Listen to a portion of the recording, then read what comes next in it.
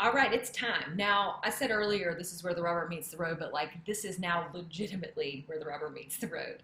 So, we're going to put this baby in action. We're going to see how it actually works when you're using it as a place to guide your day-to-day living and your day-to-day activities in life and in work. So, this is what I recommend doing. We're going to take a 1 to 2 week trial run. Now, if you were one of those people like me that has two versions because I have some differences in my work schedule, or maybe you have differences in your personal schedule, you're probably going to need 2 weeks to test this thing out. And frankly, 2 weeks is a really good window for this. But you'll get learnings already out of your first week, and you're going to start capturing them as you go. So what I recommend you do is just embrace the idea. We're headed into experimentation phase, okay? Print the calendar. So you just print it off and you'll keep it on your desk with you. So in this case, got me a nice little printed copy. And what I do is I keep this with me so that when I'm sitting down to plan my day, I can start to plug these blocks into my calendar.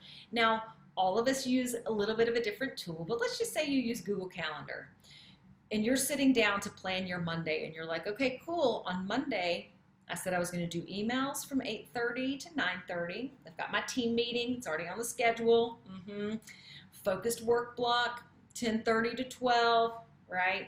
So what I'm doing is I'm taking those things and then putting them on my calendar. And I'm actually just putting a block for it. Like that's what's happening when I'm in that time zone, right?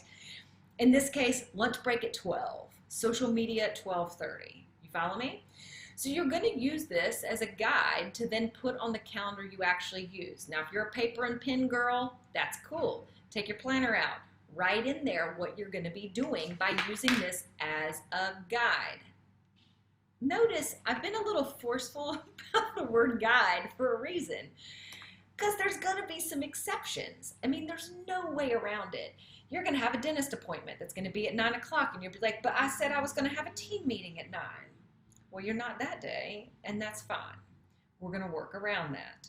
Or maybe you already have client meetings that are scheduled in a time zone where you're like, that's not where I wanted them. That's fine. You're going to work them out so that when you're scheduling future meetings, you're using this as a guide. And that's a really good example. I'm glad I brought it up. Let's talk about that right now. Starting now, when you start reaching out to clients or they're reaching out to you, hey, I want to get together. We need to talk about my website. You're like, that's cool. I can't wait to see you. You look at your guide. When did you say you wanted to meet with clients? I can't wait to see you. How would Wednesday at 2 p.m. work? Or you give them two options. What about Wednesday at 2 p.m. or Thursday at 4? Propose the times you want, but start using this as your guide now, so that when you're booking for like 2 weeks out, 3 weeks out, you're getting them in the time zones where you want them. You follow me? Now, I'm a big fan of putting this stuff in my calendar. So rather than like just sitting down and mapping Monday, you might go ahead and start plugging in these blocks for the whole week and getting clear on it. I'm actually going to show you how to do this in Google Calendar, and you can build it as a guide. It's kind of cool. So I'll give you an extra little tool you can use just in case you're a Google Calendar girl. Okay. Implementation phase, trial run, 2 weeks. While you're doing this, okay, you're writing down the stuff that's working and the stuff that's not, okay? So let's say it's Monday and you said, I'm gonna do email from 8:30 to 9:30, and you get in there and you're like, you know what, I knocked that out and I was done in like 30 minutes. So you might just put like, got it done in 30. And let's just say you get down to focused work block that you have from 1 to 4:30 and you say, got distracted, did social media, went down the rabbit hole. That's fine. Fess it up. Be clear with it, you know? So I want you to be writing down what's actually happening throughout the course of these next couple of weeks so that you know what will need to change. Maybe some time blocks are too short. Maybe some time blocks were way too long and you're like, God, that does not take that long. That's cool. Or you may recognize that something is just actually in the wrong time.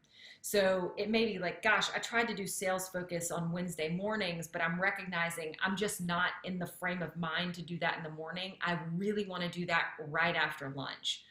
Cool. Let's switch it up. So make good, copious notes over the next 2 weeks, because the next phase we come into is going to be making new revisions. This is all we do in business. We find some problems, we come up with solutions, we test them out, put them into play, tweak it again. That's it. So good luck with your trial run, and I'll see you in the next video in like 2 weeks. Okay, bye.